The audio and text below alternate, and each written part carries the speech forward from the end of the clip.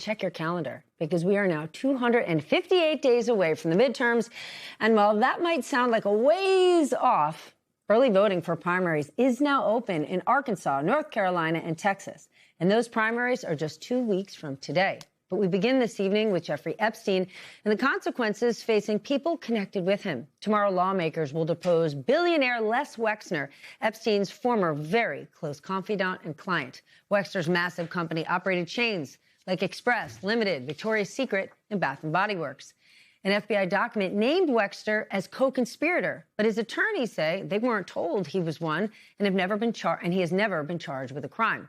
Wexner is just one of the very wealthy and powerful people tangled up in the aftermath of the newly released Epstein files. We have already seen foreign politicians resign or face criminal charges, and powerful attorneys and business people here in the States have been forced to step down or sell their companies.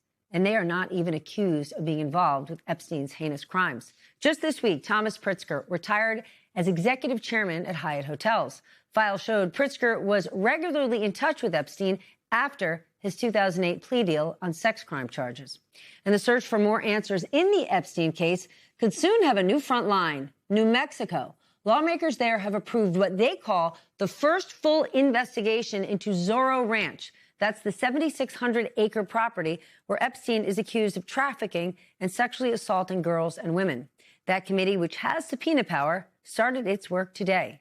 Meanwhile, late-night talk shows are once again big news in Washington. Stephen Colbert was set to have Democratic Senate candidate James Tallarico on his show last night. But here's what Mr. Colbert said about it. We were told in no uncertain terms by our network's lawyers, who called us directly, that we could not have him on the broadcast. And because my network clearly doesn't want us to talk about this, let's talk about this. Colbert went on to say that the network was worried about breaking the FCC's equal times rule, and we're going to get to that in a moment. I just want you to remember, CBS canceled Stephen Colbert's show in a move that many viewed as an attempt to curry favor with the Trump administration. In a statement, CBS said the following, quote, "The Late Show was not prohibited by CBS from broadcasting the interview with James Tallarico. The show was provided legal guidance that the broadcast could trigger the FCC equal time rule for two other candidates, including Representative Jasmine Crockett, and presented options for how the equal time for others candidates could be fulfilled." So what is the FCC's equal time rule? Well, it requires radio and broadcast television shows that have on political candidates during elections to also bring on their opponents. For a very long time, news and talk show interviews like Stephen Colbert's have been exempt from that rule. But last month, the FCC changed it. They issued new guidance removing the exemption for television shows that are, quote, motivated by partisan purposes. So this appears to be CBS obeying in advance.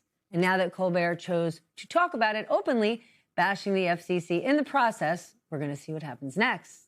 By the way, the show did post the Tallarico interview on YouTube, and it already has almost 4 million views. It is the show's most watched YouTube video in many, many months.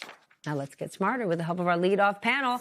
Maybe they'll make a great YouTube video. Jeff Mason is here, Washington correspondent and senior member of the White House and politics team at Bloomberg Media. Leanne Caldwell, chief Washington correspondent for Puck. And Sam Stein, managing editor for The Bulwark and an MS Now political contributor. Leanne, let's start with Epstein. What are members of Congress expecting tomorrow at this Lex Wexner deposition? These two men were tangled up for many, many years, with Wexner signing over his entire business empire at one point and cutting his own mother out to essentially gift it to Epstein. Yeah, so this is one of the many people that Congress wants to hear from related to the Epstein files. The question is how much he's going to respond to questions, if he's going to try to plead the fifth, not answer questions, if he thinks that they incriminate him, as some of these depositions have gone so far. Members haven't really gotten a lot from a lot of these depositions that they've held. There haven't been that many, but there could be many, many more to come. If it was up to Ranking Member Garcia, there's a long list of people he wants to appear before the committee. Chairman Comer, the Republican, is also, playing ball and calling in some of these people, subpoenaing some of these people to come in, including the Clintons, who are expected to be deposed next week. And so this really, Steph, is the beginning of what could be at least a year-long effort to try to get as many people to talk, as many people before the committee as possible. Jeffrey, Trump wants people to move on from the Epstein files. Marjorie Taylor Greene says Republicans who are mocking the story look like fools, and she wished the party good luck trying to get women to vote for them in November. We obviously know where the president stands. How worried is his team?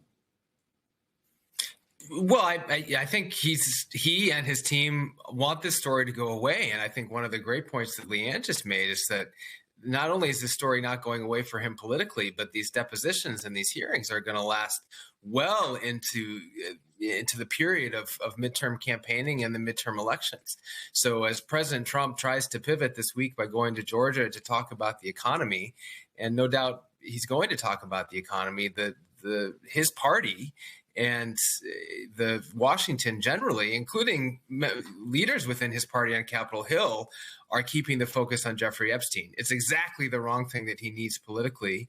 And you asked how worried they are. I mean, I think that their worry level is basically where it's been pretty much the whole time. I think there's probably exasperation that this continues to be a story that doesn't go away, and concern that it's going to overshadow the main message that he's hoping to get out this week in Georgia and in the following, in the coming weeks when he goes to other states and battleground states and states where there are close races, that the economy is not going to be the focus, that the focus is going to be missteps and Jeffrey Epstein.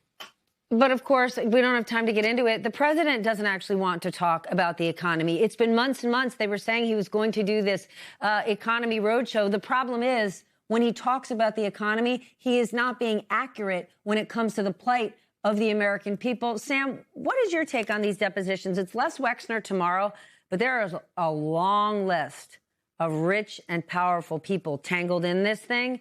And the Clintons, for example, have said, yep, we'll show up. What they wanted was to make sure their testimony would be in public.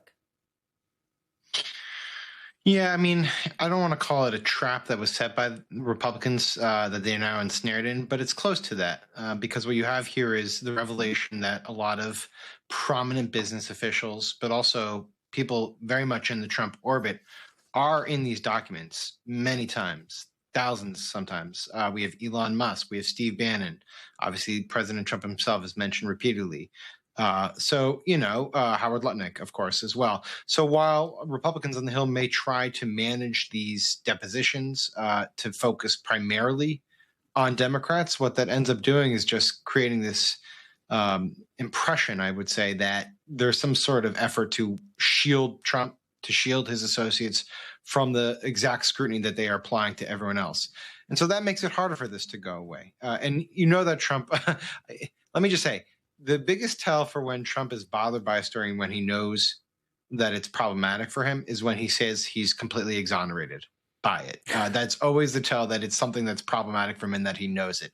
But that's what he's doing now with Epstein. He's saying that every revelation from there completely exonerates him. So that gives you a sense of how they're feeling about this story. And of course, the worst files we most likely haven't even seen yet. Well, Sam, let me get your take on this Colbert situation.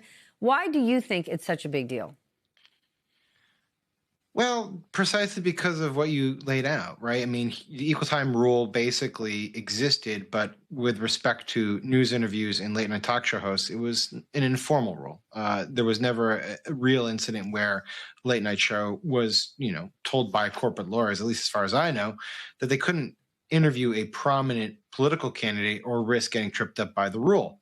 And what we have here now is a corporation, CBS, basically running in fear of a lawsuit from the FCC under Brendan Carr and Donald Trump, and putting pressure editorially on the top talent to more or less drop an interview.